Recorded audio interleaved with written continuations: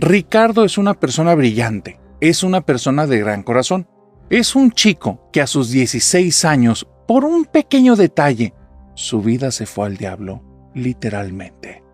Ricardo al día de hoy tiene más de 40 años, pero allá, cuando tenía escasos 16 años, cuando estaba en el tiempo de la preparatoria, vivió un suceso tan impactante que destrozó por completo su vida, todo lo que había vivido antes y todo lo que estaba por vivir.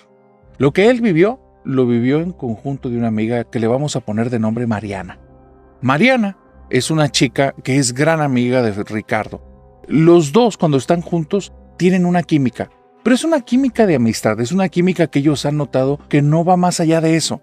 Hay una cuestión, y es que Ricardo es una persona muy tímida.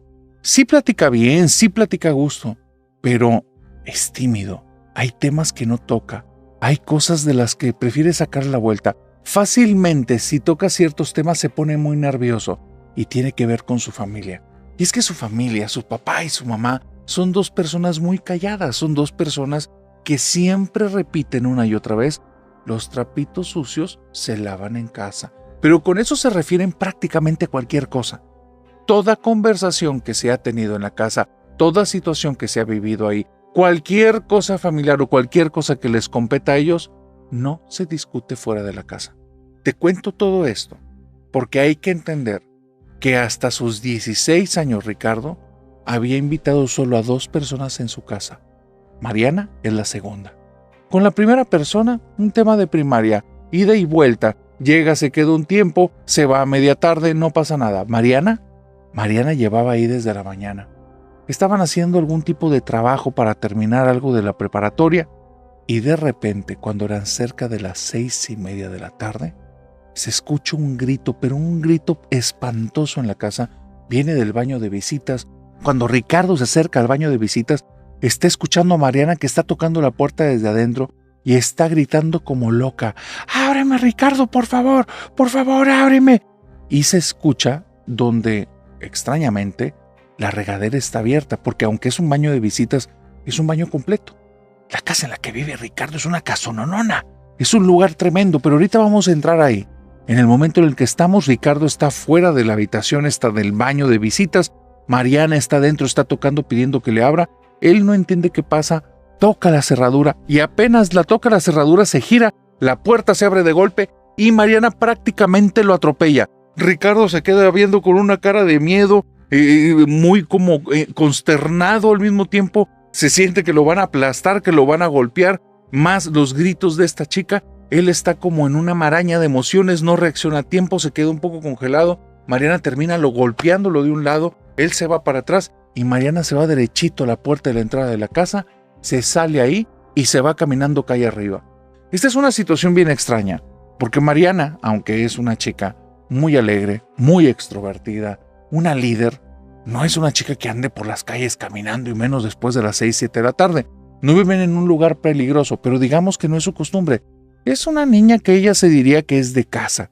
Sus papás la llevan, sus papás la traen. Estamos hablando de otros tiempos y de otra educación, pero ella tenía esa educación y era típico lo que estaba haciendo. Ricardo tarda unos 30 segundos como en recomponerse cuando le comienza a gritar: ¡Mariana, Mariana! Para entonces ella ya había salido, estaba pisando fuera de la casa y estaba comenzando a caminar calle arriba. Ricardo se le pega, está al lado de ella y después de más o menos 5 minutos en los que Mariana no hablaba nada, nada más se agarraba las manos porque le temblaba el cuerpo y la cara la tenía pálida, Ricardo la tomó por los hombros y le dice: «Espérame, dejé la puerta abierta». Y entonces Mariana se le queda viendo y por primera vez en esos 5 minutos suelta una carcajada y le dice: «Nunca se te va a quitar lo menso». Y entonces Ricardo se agarra corriendo calle abajo. Mariana se espera respirando, voltea a ver a Ricardo, pero donde está a punto de posar su mirada sobre la casa, no, algo hace que la voltee para otro lado. Todo su cuerpo se niega a ver esa casa. Es más, por haber visto solo la silueta, solo por el rabillo del ojo, por la periferia de la vista, esa casa, todo el cuerpo se le estremece. Le recorre electricidad, es como si le estuvieran descargando muchos kilowatts, mucho voltaje, rayos, muchísima electricidad. Todo viene desde la columna, desde la parte de arriba de la nuca, recorre la columna, recorre los brazos, la piel se le pone chinita y ella llega un momento en el que comienza a llorar ahí. Ricardo va a medio del camino, le escucha llorar, voltea para un lado, voltea con la puerta. Mariana vuelve a reírse porque ve que este muchacho está como un sujeto que está totalmente atontado, que las circunstancias lo están superando. Y entonces vuelve a reírse y cuando ella se ríe, Ricardo corre como alma que lleva el diablo, llega a la casa, cierra la puerta, no le pone la llave, eso se dio cuenta cerca de 30 minutos después, pero se regresa corriendo con Mariana. No es un deportista. A media calle ya no tiene aliento y Mariana se tiene que regresar por él. Ella está muerta de la risa, pero camina como una persona extraña. Y si tú hubieras estado caminando por la calle de enfrente, hubieras visto una escena sumamente rara.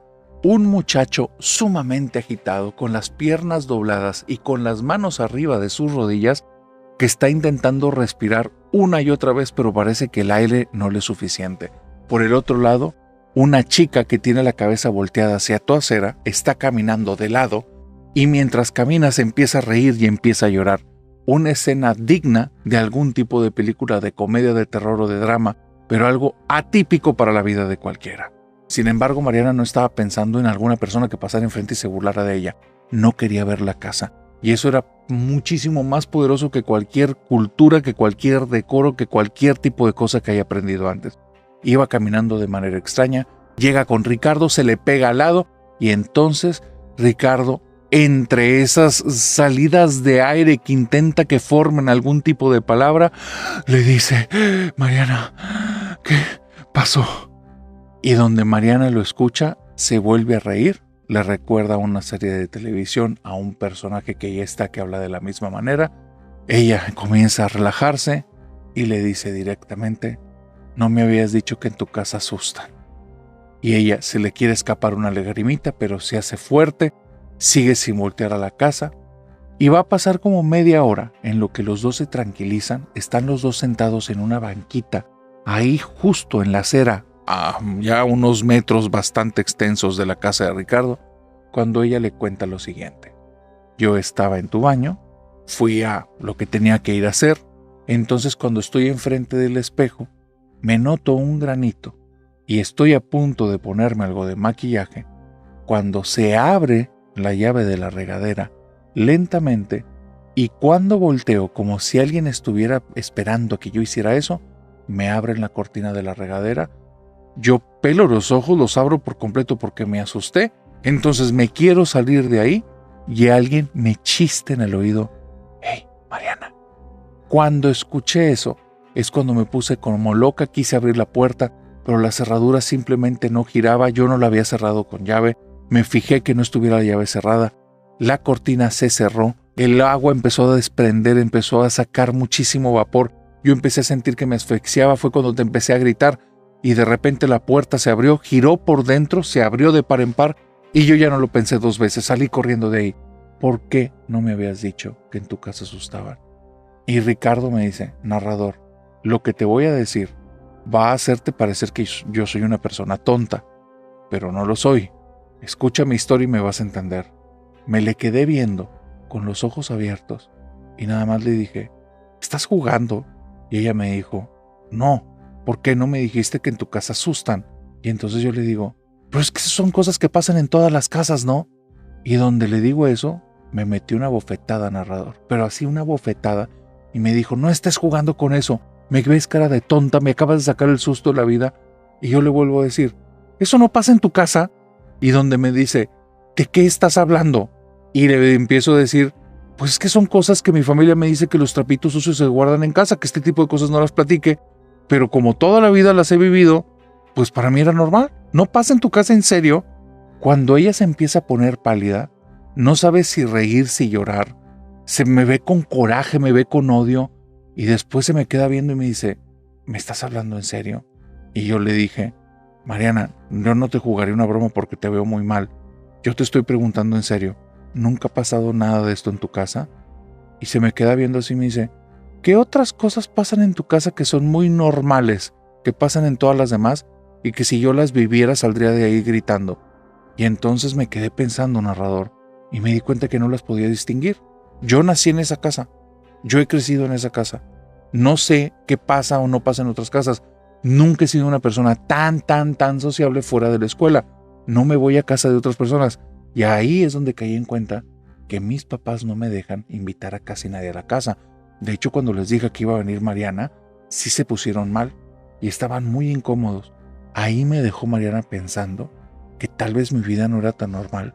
Le pregunté que si ella sabía qué hacer en estos casos, porque yo ni siquiera sabía que esto era algo malo.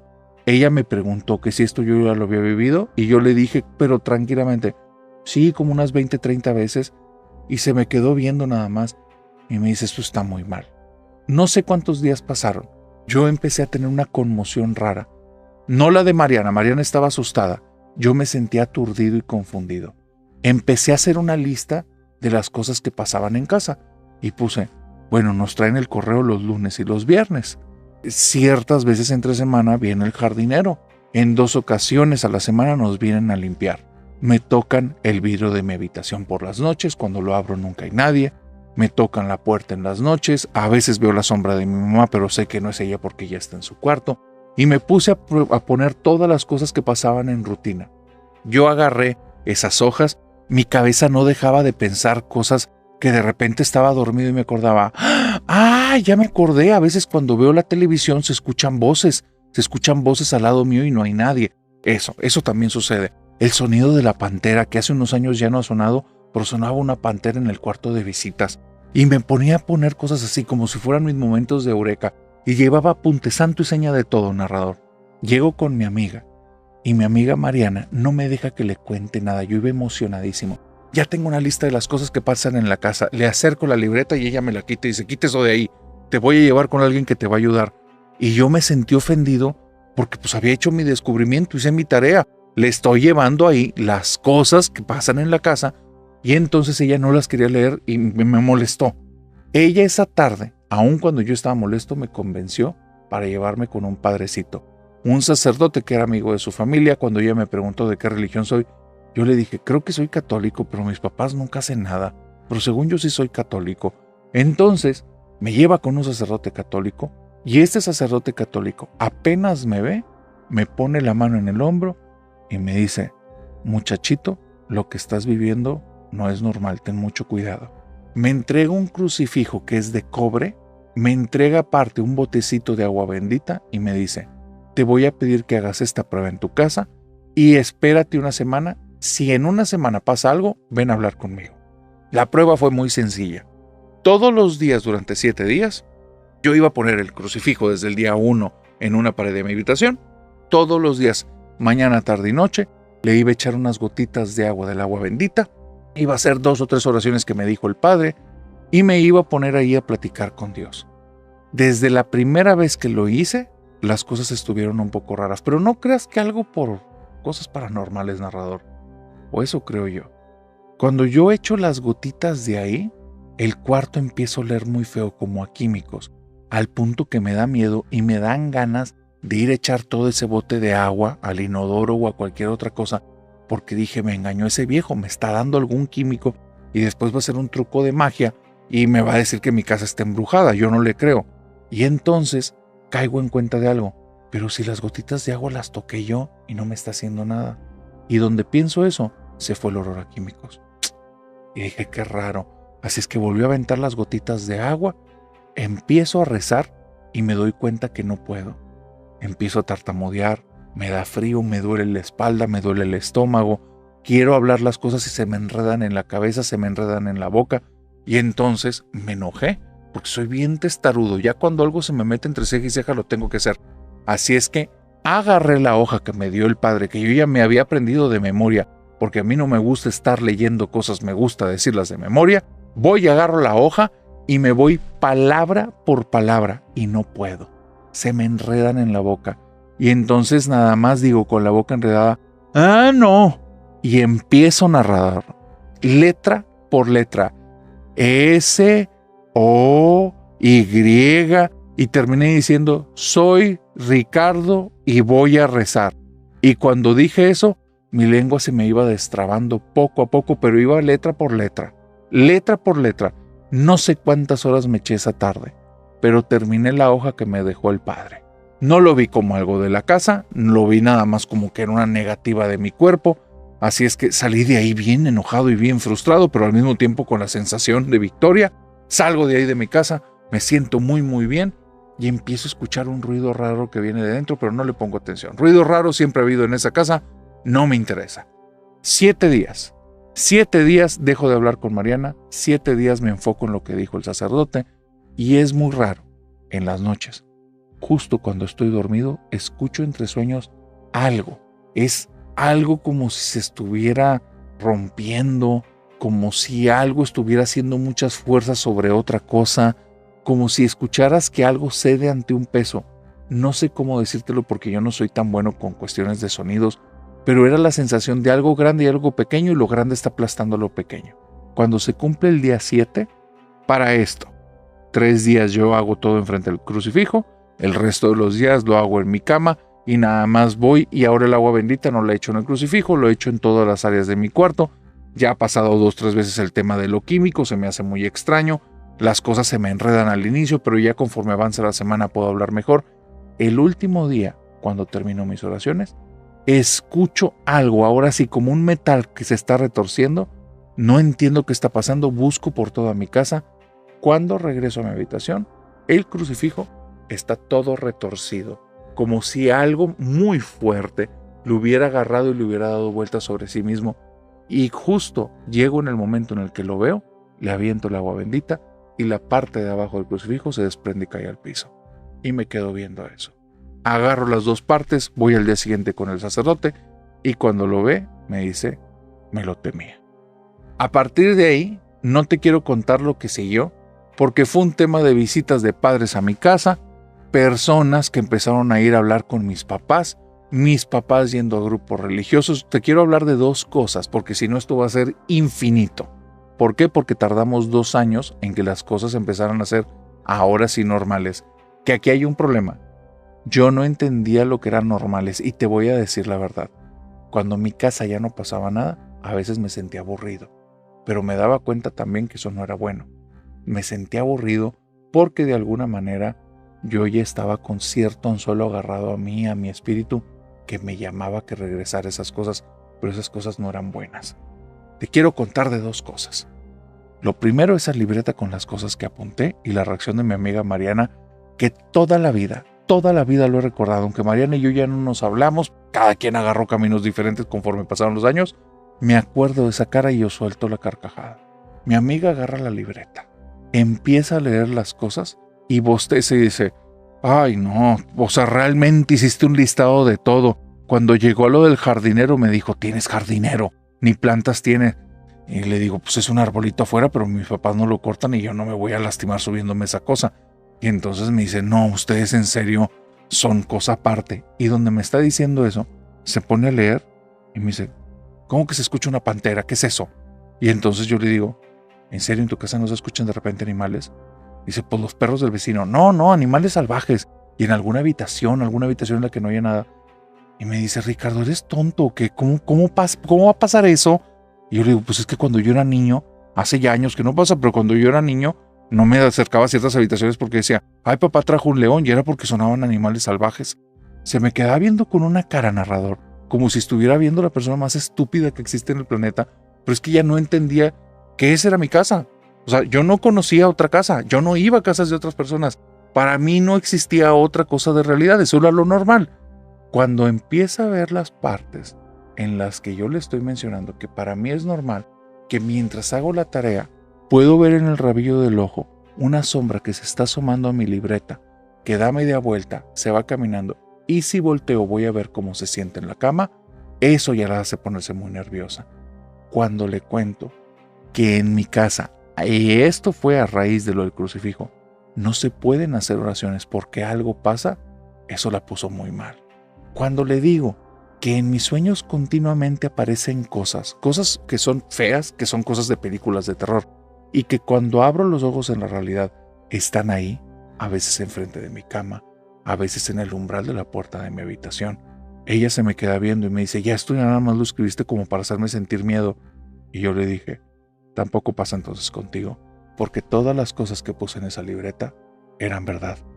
Yo me acostumbré que si estaba jugando un videojuego, de repente escuchaba un susurro en mi oreja y simplemente no le hagas caso. Ay, porque si le haces caso te van a estar molestando todos los días. Vas a estar en la cama y te van a jalar un pie, te van a quitar la sábana, vas a estar allí acostado y de repente vas a empezar a sentir frío y sabes que ni es el aire acondicionado que se encendió, ni es ninguna ventana, es uno de estos que te está abrazando y si le pones mucha atención vas a sentir los brazos que te están apretando y es un fastidio. Cuando llegan estos seres a hablarte cerca del oído y les pones atención, no paran de hablar y siguen hable y hable y hable. Yo tenía que aprender a ponerle atención un poquito y a dejarle de ponerle atención y aparentar siempre que estaba en otra cosa como si no escuchara. Entonces era bien cansado. Cuando me empecé a enterar que nada de esto nadie lo vivía más que yo, dije, no, si estoy medio menso. No sé cómo me acostumbré a tanta cosa. Narrador, en la casa teníamos una habitación prohibida. Esa habitación era la habitación que sí de repente no me hacía sentir nada cómodo en la casa. Cuando tú abrías la habitación, había alguien adentro. Personas que no deberían de estar ahí. Personas con rostros quemados, con rostros muy lastimados, con cuerpos llenos de ese líquido vital rojo como tú dices. Personas que de repente se veía que no tenían ninguna buena intención. Tengo muy grabado que en una ocasión llegué, abrí esa puerta y me quedé viendo porque había dos niños. Los dos niños estaban parados frente uno del otro. La niña llevaba un osito de peluche que se veía todo manchado con motas rojas, espero que me puedas entender, y el niño, cuando voltea a verme, sus ojos se le vuelven de color rojo, pero un color rojo líquido vital horrible. Yo me empiezo a poner pálido, no sé qué pasa, que mi mamá nada más llega, me agarra la mano, me mete un azote y me dice, en esa habitación no te metas, esa habitación nada más es de papá y mamá. Voltea a la habitación y cierra la puerta y me lleva caminando al comedor. Después de eso, narrador, yo no tenía por qué abrir esa habitación. Esa habitación era de papá y de mamá. Pero eso no quitaba ocasiones en las que yo iba pasando cuando papá y mamá le estaban abriendo para depositar cosas adentro, porque ahí nada más de repente aventaban cosas.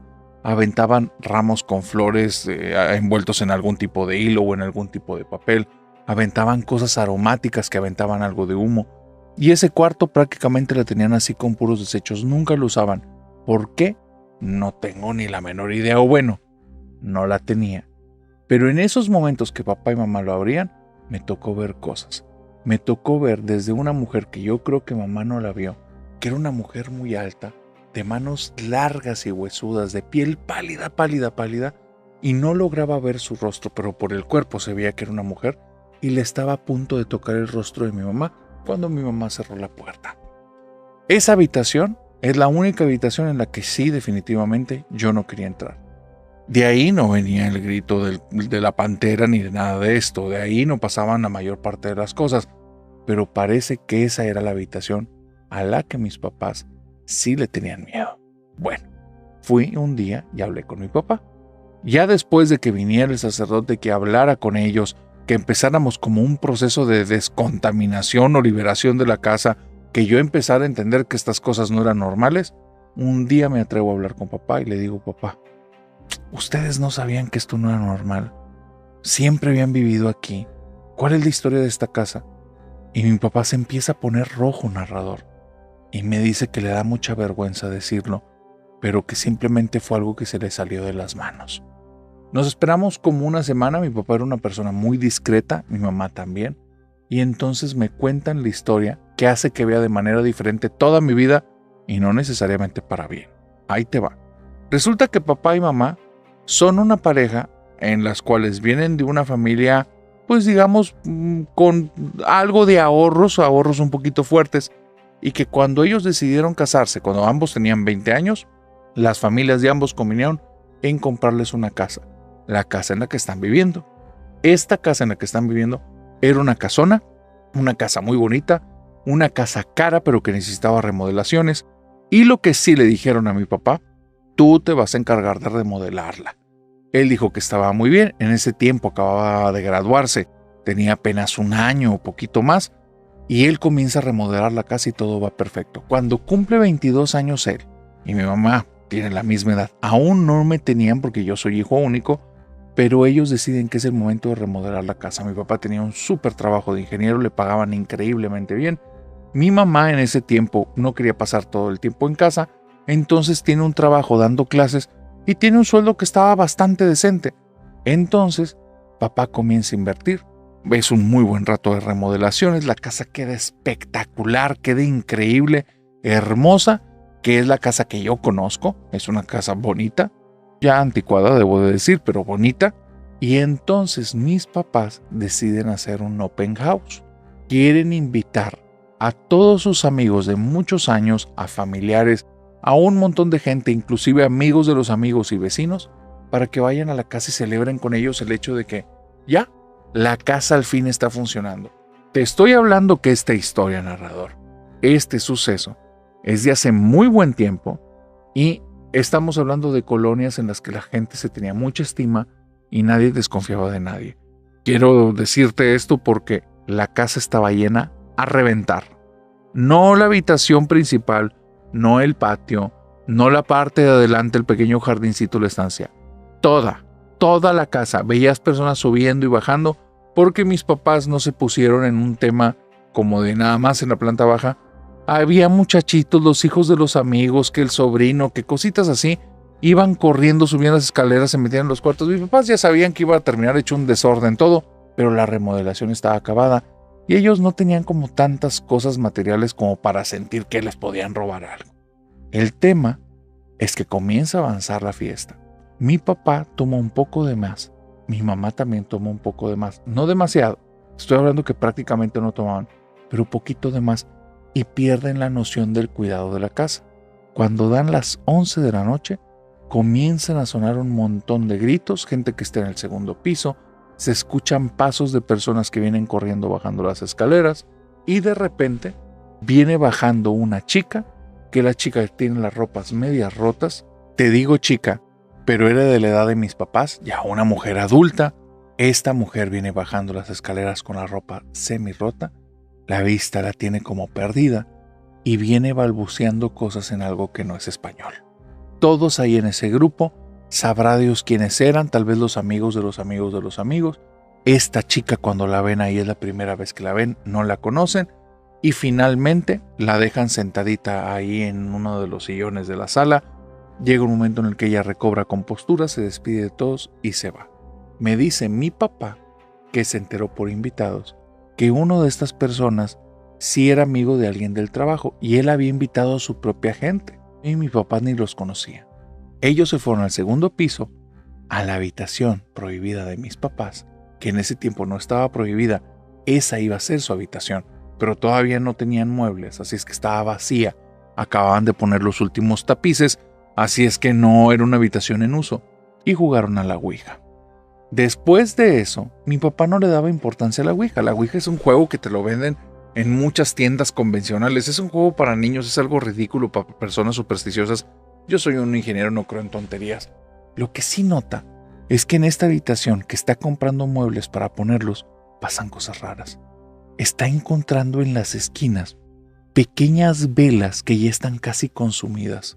En ocasiones cuando entra a esa habitación, hay un aroma como a quemado muy potente que hace que tosa, hace que se sienta en medio de un incendio. En una ocasión, y él está casi seguro, que sintió a mi mamá que de una forma lasciva lo abrazó de la cintura y después recorrió su rostro con sus dedos hasta cuando le dijo su nombre al oído y se dio cuenta que esa voz no era la de mi madre. Dio un paso para adelante, volteó para ver quién era y ahí no había nadie. Ahí empezó a entender que había cosas raras en la casa. Fue y habló con mamá. Mi mamá le dice, no hagas caso a esas cosas. A mí también me han estado pasando algunas, pero no les demos poder. Y mi mamá le cuenta que desde que pasó esa fiesta, alguien va y se siente en la cama, que ella creía que era él que se estaba desvelando, hasta que se dio cuenta un día por sus ronquidos que él estaba en la habitación. Y después alguien fue y se sentó ahí a los pies de ella. La casa poco a poco se empezó a volver más oscura. Una de las cosas que tiene Ricardo apuntada en su libreta que le mostró a Mariana dice, hay temporadas donde la luz no entra, también te pasa eso, ¿verdad? Resulta que en esa casa, que tenía muchos ventanales, que hay vidrio en todas las habitaciones, que la luz debe de entrar pero como algo bellísimo y hacer que toda la casa se ilumine, hay temporadas donde reina la oscuridad absoluta. Pareciera como si hubiera cortinas, pero hay un problema, porque si tú volteas a ver esas ventanas, no están sucias, no están opacas, no tienen ningún tipo de tratamiento que bloquea la luz, no hay cortinas. Pero la luz no entra como debería. Inclusive si le da el sol de frente, no vas a ver nunca el haz de luz que cae. Parece más bien como si tuvieran algún tipo de filtro que bloquea la entrada de la luz y hace que todo dentro se vea un poquito en penumbra, un poquito en las tinieblas. Esa casa poco a poco empieza a tener su propio poder y personalidad. Mamá y papá ya no hablan tanto de los sucesos en la casa, se acostumbran a estar trabajando en la mesa y de repente que el papá está diciendo, ya, déjame trabajar. ¿Por qué? Porque la pluma que acaba de dejar a un lado rueda hacia el lado derecho, la toma, está escribiendo, la hoja se mueve hacia abajo sola, la pone en su lugar, comienza a escribir y entonces siente como si alguien le respirara aquí en el lóbulo de la oreja y se le pone toda la oreja, toda la nuca y toda la piel chinita. Y entonces él voltea y dice, ya, déjame trabajar. Él ya se acostumbró a hablarle al aire, a hablarle a la nada. Es algo que poco a poco, de forma sutil, se fue instaurando en el lugar. ¿Quién sabe si fue?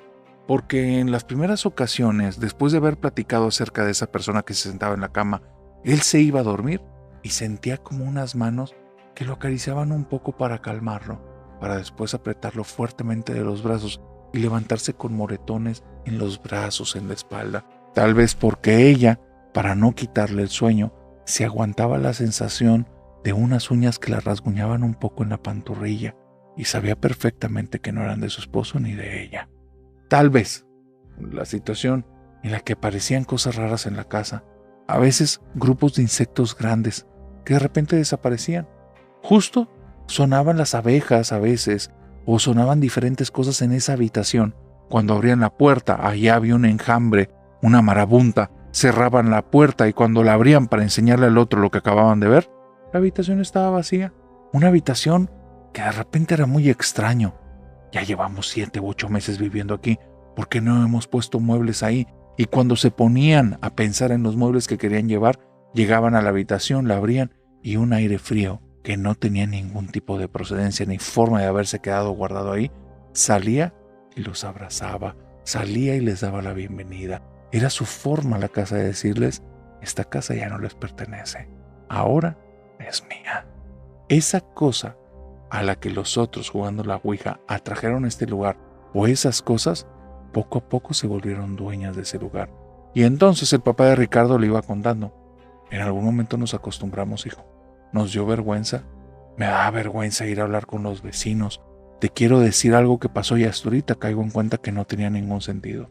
Tu mamá y yo éramos muy religiosos, por seguir el juego tu mamá de convicción, y en la casa tu mamá tenía una Virgen de Fátima en la entrada, tenía un cuadro de San Judas Tadeo en las escaleras, y en nuestra habitación siempre tenía su crucifijo y tenía una medalla milagrosa.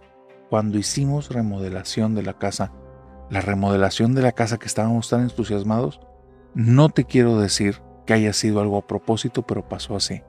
Lo primero que decidimos fue eliminar todos los artículos religiosos de la casa y todo. Tu mamá tenía botellitas de agua bendita en diferentes partes de la casa, todo se iba de la casa. Eso nos llevó a nunca hacer oraciones, jamás asistíamos a misa y era un tema que se nos olvidaba. Hasta ahora que vino el padre y empezó a hacer eso, caí en cuenta de por qué la remodelación de la casa fue quitar eso nada más. No le hicimos otro cambio y no nos dimos cuenta. Cuando sacamos el último artículo religioso, hicimos otro penthouse, hijo, sin sentido. Ahora que lo pienso, no tiene sentido. Y había algo dentro de nosotros que nos pedía que rezáramos y no podía. Yo me acuerdo que alguna oración que me sabía por ahí, el Padre Nuestro tal vez, o algo que me enseñaron en casa, lo tenía de memoria, pero dentro de esa casa se volvía confuso, se volvía pesado, se volvía imposible de expresar. Ahora que estamos rezando en la casa, ¿sientes ese aire? Las cosas han cambiado, no sé por qué, pero ¿sabes qué sí hizo que me diera cuenta que definitivamente esta casa le habían traído algo malo? Y cuando yo le pregunté a mi papá, pues son demasiadas cosas, ¿cuál fue la que te hizo a ti sentir que algo ya está mejor? Ricardo, ya hay luz dentro de la casa. No tenemos que tener prendido todo el día los focos. Ya entra la luz por las ventanas. ¿Y sabes qué? No les hicimos nada, nada. No tuvimos ni que limpiarlas. Un día simplemente comenzó a entrar y ahora es donde entendí que simplemente el mal nos fue adaptando a vivir junto con él.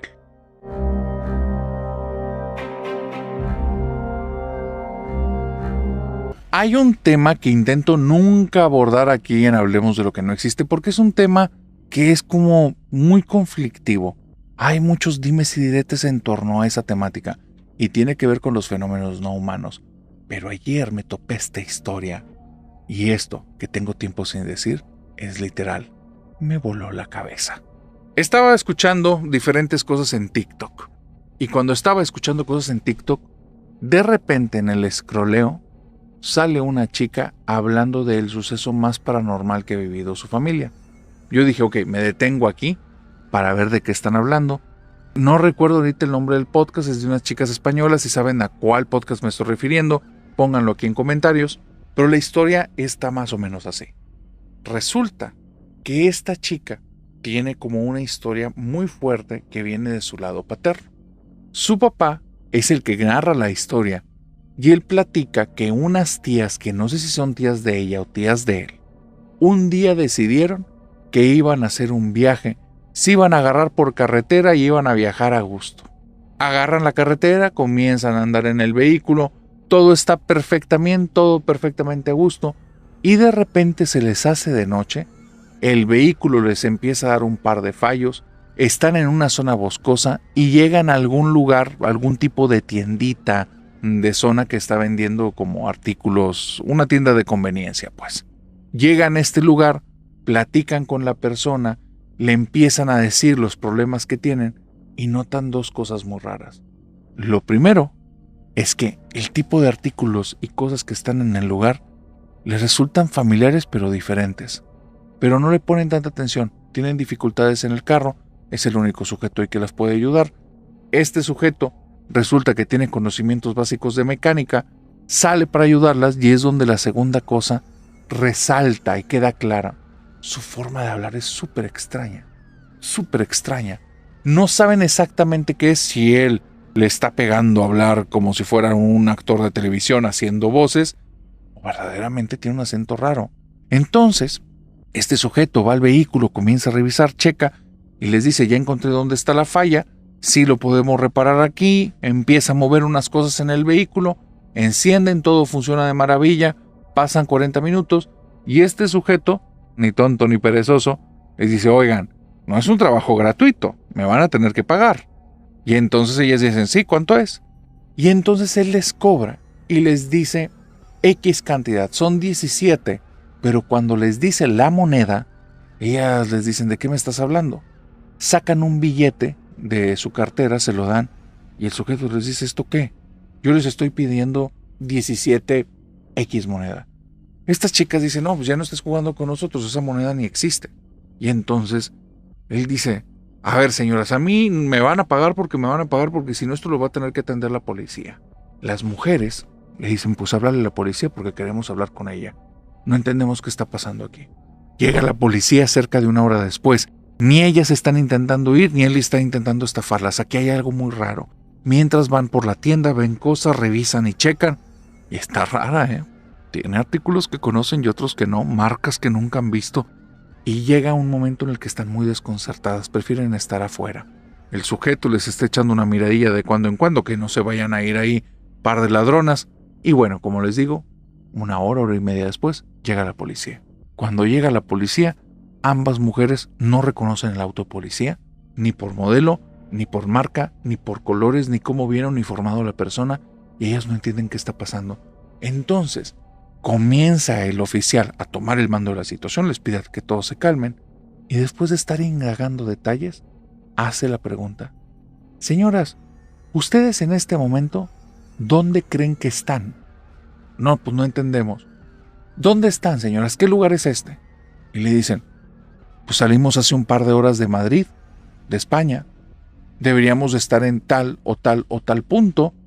No creemos que vayamos a estar más lejos de eso. Y este sujeto, el policía se les queda viendo y me dice, ¿es algún tipo de broma? ¿Nos están grabando para algún tipo de canal de televisión? ¿No? Y las mujeres están extrañadas. No, oficial, es que esta persona nos está cobrando en una moneda que ni siquiera existe. Le queremos pagar con euros, no nos está aceptando el dinero, no entendemos qué pasa. Señoras, están en Perú. Aquí es Perú. Esto no es España. ¿Cómo llegaron aquí? Muéstrenme sus papeles, sus pasaportes. ¿Cómo llegaron a esta zona? Y las señoras se voltean a ver de qué están hablando. Tuvieron que hablar a la embajada española.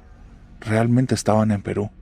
Unas horas después de haber salido de su viaje, estaban en Perú. No se perdieron por días, se perdieron por horas. Ellas salieron en la tarde. Realmente en la hora en la que estaban allá era pasado la madrugada. ¿Qué fue lo que ocurrió? Nunca supieron. Siguió avanzando la vida. Es un caso que quedó más a tema familiar. No querían que nadie se enterara, que ahí quedaran las cosas. Pero de repente, una de las dos enferma y empieza a quedar muy grave muy rápido. Estoy hablando que para esto pasaron décadas. Y en su lecho de muerte, ella comienza a decir algo. Estoy teniendo unos recuerdos que no tenía desde hace mucho, cosas que creo que eran sueños pero no lo son. Y le revela al papá de esta chica, al señor que cuenta la historia, que tiene la imagen, que cuando ellas van en el carro hay una luz y acto seguido están sobre una mesa metálica y hay un sujeto alto con un rostro que no se ve malévolo, pero tiene el rostro alargado, muy blanco, y ellas no llevan nada de ropa y las está examinando, las está revisando, y después cuando abren los ojos siguen conduciendo su vehículo, pero ya están en el Perú. Cuando esta mujer fallece porque no pueden hacer nada para salvarla, instantáneamente la otra enferma y en menos de un mes fallece también. La familia cree que al día de hoy ambas fueron abducidas.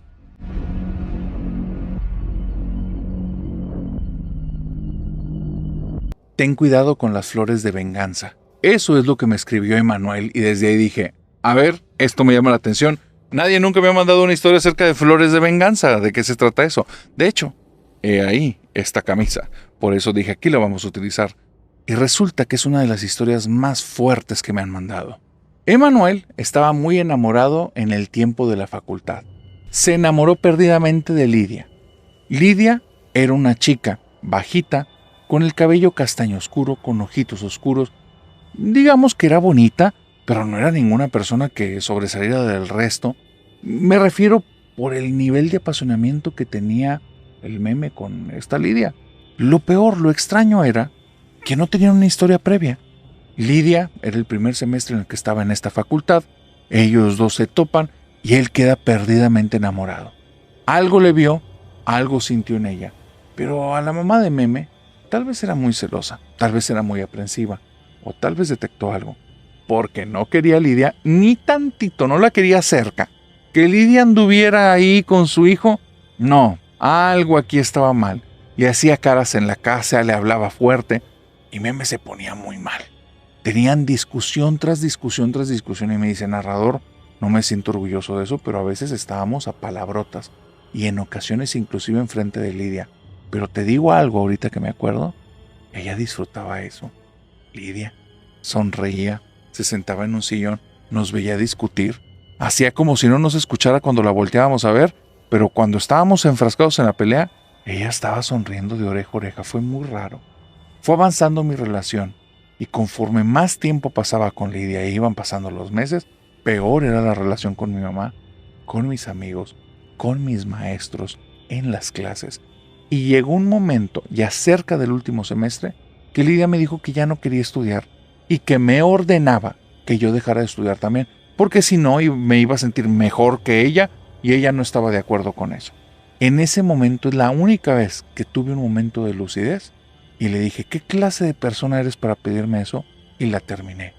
Suena un arranque y así lo viví, como un arranque. Aquí tiene que acabar todo, aquí tengo que cortar todo tipo de lazo, aquí se tiene que terminar esto. Y ella me voltea a ver, narrador, pero con unos ojos de un alacrán, de una serpiente. Yo sentía que estaba a punto de morderme, de picarme, y sonrió y me dice, mírame, te voy a dejar que lo recapacites. El próximo viernes vámonos a cenar, tú me vas a invitar y yo te voy a dar un regalo. Si después de eso me quieres dejar, entonces no te voy a rogar porque yo no le robo a nadie y te vas a arrepentir toda tu vida. pero tienes de aquí al viernes para pensarlo. Y se fue. Narrador, era como si se me hubiera metido en la cabeza. Soñaba con Lidia. Me levantaba y sentía que estaba en la habitación. No podía dejar de pensar en ella. Estábamos en exámenes finales. Me fui con todas a segunda. Todas las materias que llevaba bien en ese semestre a segundas completitos porque no tenía cabeza. Bueno, narrador, llega el mentado viernes. La invito a cenar y me vas a decir que soy un pusilánime, que soy una persona fácil de manipular. No lo soy. Solo era ella. Ella es la única persona que ha logrado eso en mí. No entendía cómo. La invito a cenar, vamos a cenar. Y ella todo el tiempo está en silencio viéndome nada más, preguntando una y otra vez. Entonces dime qué pensaste. Y yo le decía, es que no voy a dejar de estudiar. Y ella hacía una cara, bueno, cuando te dé mi regalito, entonces ya me dirás. Y yo seguía diciéndole, no importa que me des, yo no voy a dejar de estudiar, mejor tú sigue estudiando. Y ella sacaba los dientes, narrador, ya sacaba los colmillos porque estaba enojada. Y se estresaba y me dejaba de hablar otro rato. Fue un momento muy incómodo, muy largo, como de 3 horas. Al final me dijo, aquí está mi regalo. Yo creía que todo eso del regalo iba con otra connotación, ¿tú me entiendes? Y yo me había preparado para irnos a algún lugar y aceptar ese regalo. Pero en lugar de eso sacó una caja. Y esta caja era negra con un moño negro. La abrió y adentro había una rosa roja. Y entonces la tomó, me la puso enfrente y le sopló a mi cara y me llegó todo ese aroma a rosas. Y entonces me dice, este es para ti. Y me da un beso. Y cuando me da un beso, digamos que fue un beso francés, pero me mordió mi lengua. Y cuando me mordió mi lengua, me mordió muy duro. Y entonces ella le escupió a la rosa. Yo traía sangrita en mi boca. Me le quedé viendo como que estás loca. La metió en la caja, la cerró, me la dio y me dijo, y te vas a arrepentir toda tu vida. Y se fue. Después de eso, no volví a saber de Lidia. Se dio de baja en el siguiente semestre. Nunca me la volví a topar. Dejó de frecuentar a las personas que frecuentábamos. Yo te digo, yo ya tenía muy mala relación con mis amigos, solo me juntaba con los de ella. Los dejó de frecuentar. Nunca me llamó, nunca nada.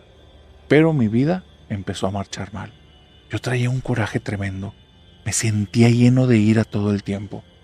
El haber reprobado los exámenes, apenas llegué a mi casa y comencé a golpear una pared, lastimé mis nudillos, lastimé mis manos. La pared tenía ahí marcas de este líquido rojo y entonces tuve que ir con el doctor, casi me fracturo los dedos, empecé a tener arranques cuando alguien me pasaba en el carro. Yo le daba unos arrancones y estuve a punto de llevarme a la otra vida más de 10 ocasiones. En una ocasión mi mamá vino y me dijo, me da mucho gusto que ya no estés con esa mujer, no te convenía. Y me paré y narrador, y perdón por lo que voy a decir, pero le metí una bofetada a mi mamá. Y estaba con tanto odio y tanto coraje que después me tuve que contener y tuve que utilizar toda mi fuerza en mi interior para irme directo a un vidrio y rompí un vidrio en lugar de ir con mi mamá porque quería hacerle daño. No sabía qué me estaba pasando, yo no era una persona colérica. Todo hacía que me pusiera de una manera mal. Perdí mi trabajo, no podía conseguir otro trabajo. Si en la entrevista yo notaba que el entrevistador me estaba viendo con algunos ojos como juzgándome o de una manera en la que para mí no me convencía o me caía mal, en ese momento llegué a amenazar personas. Llegué a decir que vamos a salirnos aquí afuera, aquí nos vamos a arreglar, que para qué me hacían perder mi tiempo, que ahorita yo les iba a hacer perder el tiempo a ellos y cosas de sonríeme con esa cara, sonríe con esa cara y vas a aprender a sonreír sin dientes. Narrador, era una persona desenfrenada, llena de cólera y de ira. Y así estuve. Un día mi mamá me dice, hijo, creo que tú ya te diste cuenta que algo aquí está mal. Ya habían pasado 2 años desde que había terminado con Lidia. Yo vivía prácticamente en mi casa, no hacía nada, narrador. Cuando salía de ahí ya me habían metido en 2 ocasiones a la cárcel, cosas de 2, 3, 4 días, situaciones de estar en estos lugares pequeñitos como el Torito por hacer algún tipo de infracción a la moral o cosas así, pero era porque me agarraba a golpes con las personas, las insultaba, las amenazaba. No, mi vida estaba mal, yo había perdido todo el control. Mi mamá me hace reflexionar. Me llevan con una señora. Esta señora cuando me ve, me da un abrazo y me dijo, pobrecito, mijo, a ti mira, tú nunca le quebraste el corazón. Esa mujer no te quería. Esa mujer estaba jugando contigo desde el principio.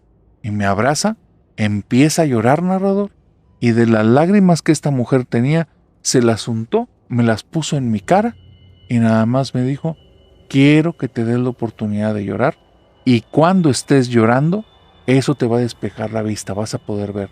Y quiero que veas en tu casa dónde tienes las cosas que ella te dejó. Parecía como algún tipo de rompecabezas para el cual no tenía cabeza, pero fue muy raro. Las lágrimas de la señora, ese abrazo, me desarmó por completo. Cuando llegué a mi casa comencé a llorar como un niño y traía las palabras de la señora: busca las cosas que ella te dejó. Y ahí te va, narrador, lo que ni siquiera me había dado cuenta en 2 años que estaba. En la sala teníamos una foto grande de ella, sola. Estaba ahí. Salía ella sonriendo, la teníamos pegada en una pared junto con más fotos familiares. Y cuando veo eso, llorando, le digo a mi mamá: oye, ¿y esta fotografía por qué no la tiraste? Y mi mamá la ve y dice: ni me había dado cuenta que estaba ahí. Mi mamá, que la odiaba, no se había dado cuenta que estaba ahí la foto de esta mujer. Nos vamos a la zona del comedor. Teníamos unos aleros en los que parecían como un hombre y una mujer vestidos de novio y de novia, como de una boda. Eran cosas de ella. Y por dentro, porque cuando los abrí para quitarle la sal, traía como un revestimiento que ella le puso de un papel negro. Ya no quise ni ver qué era. Agarramos esas cosas y las tiramos. Y cuando me voy a mi habitación, descubro dentro del closet, al fondo, detrás de una caja de zapatos que no había utilizado desde hace más de 2 años, ahí estaba una cajita negra. Y cuando lo abro, descubro la flor que me había dado ella. La flor de Lidia. La flor del día que me mordió la lengua y le escupió. Estaba ahí. Agarramos todo eso, se le llevamos a la mujer que me había puesto las lágrimas, lo agarró ella, lo quemó y me dice: de aquí en adelante, lo que le pase a ella, recuerda que tú no le hiciste nada. Esto es solo que se le está regresando lo que ella te mandó.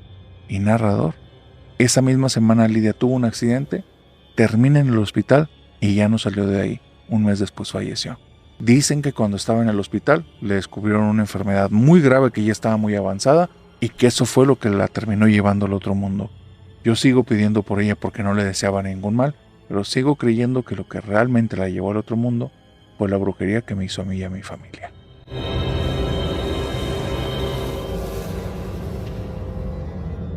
Para que un suceso paranormal termine afectando tu vida hasta extremos, no necesitas en muchas ocasiones que sea algo tan grande, tan abrupto. Puede ser algo relativamente sutil, algo que inclusive dure apenas unos segundos, pero que tenga un impacto tan brutal que haga que de ahí en adelante las cosas ya no puedan ser iguales. En el caso de Vale, le tocó algo muy desagradable. Vale es una persona que me dice: narrador, a mí me encanta el tema del terror. Soy una fiel seguidora de tu canal y de muchos otros podcasts. Aparte de eso, he visto película cuanto ha salido de terror que he tenido oportunidad de ver. Inclusive tengo ahí un servicio del cual no hablaremos, por el cual puedo tener acceso a películas que son como de muchos países, de muchas épocas, y digamos que me la juego y he visto de todo tipo de terror. Nunca, jamás me había pasado nada. Mi vida estaba perfectamente normal. Hasta hace apenas 2 semanas en la casa de mis papás que me pasó algo que duró apenas 15 segundos y desde entonces perdí la tranquilidad, me siento con miedo y aunque me siento acompañada de un mal espíritu. Lo que me ocurrió es que estaba en casa de mis papás, fui por un par de prendas de vestir que había dejado ahí porque no tengo mucho de haberme mudado a un departamento, y cuando subo a la que era antes mi habitación, que aún está intacta como yo la había dejado, agarro una chamarra, un par de blusas, voy bajando las escaleras de ellos dan directamente para que puedas ver la puerta de la entrada de la casa, y justo cuando piso el último escalón, volteo al piso, algo no recuerdo qué fue lo que me hizo voltear, y cuando voy levantando lentamente la mirada, en la entrada de la casa de mis papás son estas puertas de 2 hojas, eran de madera y tienen un óvalo de cristal al centro, que tienen como un tipo de bruñido, pero logras ver medio deformado lo de afuera. Si una persona se acerca, tú ves perfectamente la silueta, la sombra de la persona cuando se va acercando y ves perfectamente la persona ahí. Bueno, volteo al piso, voy levantando la mirada, veo estas puertas de 2 hojas, veo este óvalo de cristal y veo cómo viene una persona acercándose. Por el cuerpo se ve que es un varón, no demasiado grande, pero sí alguien robusto. Entonces está parado enfrente de la puerta empieza a ceder lentamente, o sea, se está empezando a abrir. Yo estoy viendo muy asustada porque creo que está a punto de meterse un desconocido a la casa. Me quedo ahí agarrando mis prendas de vestir con un brazo y a punto de correr, y estoy viendo al frente. Veo lentamente como la puerta se va abriendo, como la sombra sigue ahí, y entonces, conforme la puerta se abre, veo que del otro lado no hay nada. Cuando ya volteó lo suficientemente la puerta para que no vea el cristal, ya no veo la sombra, pero hasta el último segundo, la sombra seguía ahí y del otro lado no había nadie. Estoy asustada, pero estoy también pensando, ¿qué pudo haber sido esto? ¿Qué lo causó? ¿Es una broma? ¿Es algún tipo de ilusión? ¿Estoy dormida? ¿Esto es un sueño? Y mientras pienso todo esto, narrador, simplemente escucho unos pasos, no retumbando, ligeritos, que comienzan a caminar uno tras otro, como una persona que se está tomando su tiempo, que va caminando muy lento y van en dirección hacia mi persona. Cada paso que suena empieza a hacer que mi cuerpo se estremezca más y más y más, y es ahí donde empiezo a decirle a mis pies, muévanse, muévanse, muévanse, pero mis pies nunca reaccionaron. Los pasitos llegan y se detienen justo enfrente de mí, y cuando te digo justo es como si los pies de la otra persona que no puedo ver, que se supone que está frente a mí, tocaran sus puntas, las puntas de mis zapatos. Yo me quedo ahí, estoy respirando agitada y siento como si alguien hubiera posado su mano sobre mi hombro. Siento que me hace hacia abajo con algo de presión. Estoy fría como no te lo puedo decir. Y cuando me hizo presión hacia abajo, siento que me pasó algo, como si me hubiera mandado, si me hubiera compartido, si me hubiera enviado algo de carga. Pego un grito que mi mamá comienza a decir ¿qué pasa? Y ella se detiene porque me ve viéndose a la entrada, señalándole y temblando, y cuando ella voltea a la entrada, escucha unos pasos que van hacia allá, y cuando cruzan el umbral, la puerta se cierra. Mi mamá nada más se me queda viendo, yo me le quedo viendo a ella, y le digo, bueno mamá, ya me voy. Y mi mamá mueve la cabeza de arriba abajo, me deja ir de ahí, pero creo, narrador, que estuvimos en presencia de algún tipo de fantasma. Desde ese día no me siento tranquila, me siento acompañada, siento como si estuviera conmigo todo el tiempo esa cosa, a veces cerquita, a veces observándome.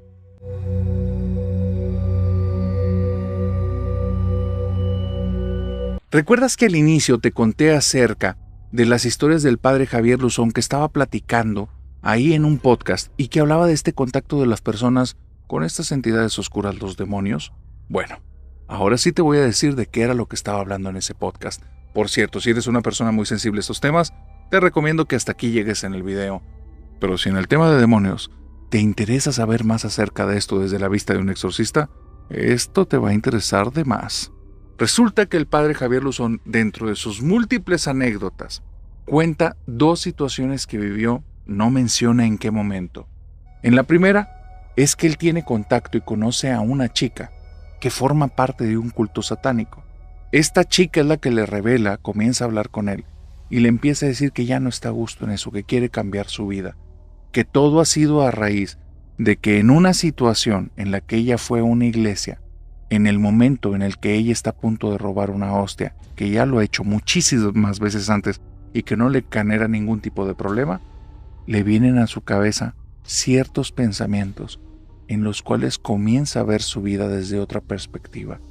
Palabras de ella: sentí que Jesús, que Dios, estaba volteándome a ver, me mostraba mi vida de otra manera y me estaba diciendo te perdono. Y me deshice. Me di cuenta que ya no quería seguir viviendo eso. Empecé a darme cuenta de cosas malévolas que había hecho y que me sentía como orgullosa de eso y ya no quería nada de eso. Entonces ella le revela al padre que en esta secta a la que ella pertenecía, las mandaban a las iglesias como infiltradas y hacían diferentes cosas. Ella, por su cuenta, que ya ahora se sentía arrepentida, había ido a una infinidad de misas. Hacía como que comulgaba, sacaba la hostia y después se la llevaba a una misa negra en donde profanaban la hostia y hacían 1000 cosas horribles con esa.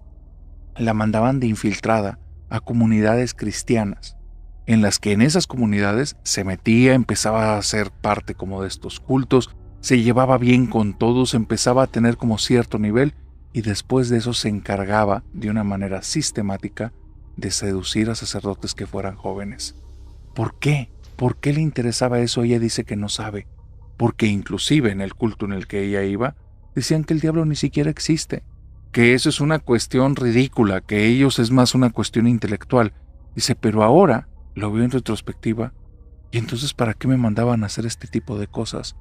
Si fuera una burla va muchísimo más allá de una broma pesada. Esto es algo en lo que verdaderamente creen, y yo no me había dado cuenta de cosas tan obvias. El diablo nos estaba manipulando. Por otro lado, platica el padre Javier Luzón, y esta historia me dejó frío. Resulta que él conoce a un joven que se acaba de casar con una chica. Y este joven le dice, se acaba de casar o acaba de tener un bebé con una chica, por ahí va la situación. El joven es un tipo que ha cambiado mucho su vida porque él viene de una familia cuya mamá era dueña de una casa de citas. Creo que me puedes entender de qué era dueña la señora. La señora no había estudiado, es una persona analfabeta, no sabía ni leer ni escribir. Ella desde siempre era dueña de eso, le había pagado su educación, pero tenían una pésima relación al punto que tenían años que no se llevaban. Ahora que tenía a su niño o que se acababa de casar, su pareja o su niño estaba presentando problemas. Los problemas que tenía cuando fue y le contó al padre Javier, hubo algo intuitivo, pero el padre Javier le dice, quiero hablar con tu mamá.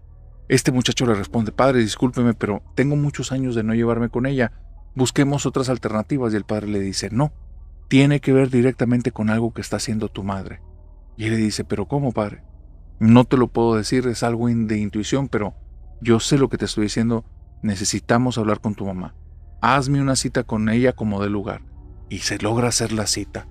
Este hombre, el padre Javier, va a hablar con esta mujer que toda la vida se ha dedicado a este tema de la casa de citas.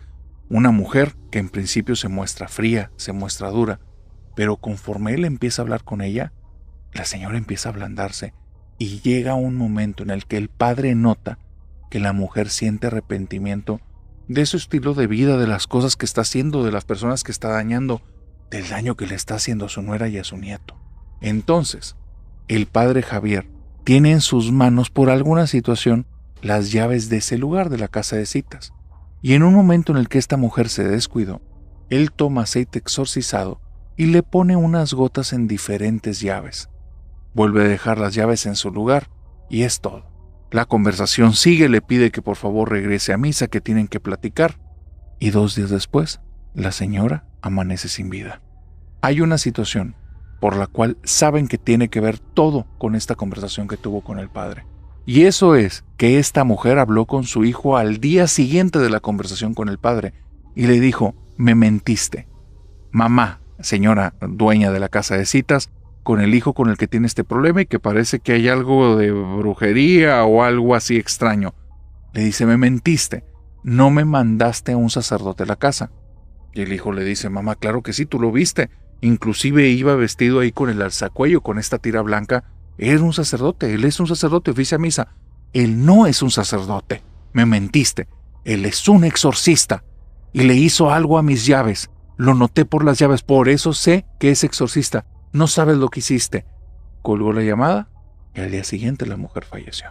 El padre, la conclusión a la que llega es que, como sí sintió arrepentimiento, la mujer tenía la posibilidad de hacer un cambio de vida, pero como el demonio ya estaba ahí, ya la sentía suya, hizo de sus artilugios, de las cosas que él puede hacer, y terminó haciendo que le cayera, de alguna manera, un infarto fulminante. Tal vez por medio de un susto, tal vez por medio de preocupaciones, tal vez por medio de pensamientos invasivos y recurrentes. El punto es que el padre tiene la certeza que esa mujer, en sus creencias del sacerdote, entendamos que es un padre católico que tiene un marco de creencias en el cual el espíritu de la señora está en el purgatorio. Sabe que la señora se salvó porque sí se arrepintió. Al final, las influencias de los demonios, las influencias del mal, hay que tener cuidado con ellas, porque si dejas que estén muy cerca de ti de forma tan continua, te pueden cegar, te pueden ensordecer, pueden omnibular o apagar tu pensamiento, y las cosas obvias a tu alrededor, cosas visibles que están ahí, van a comenzar a dejar de serlo. Y de repente va a pasar el tiempo y te vas a dar cuenta que no fuiste dueño de tus propias decisiones.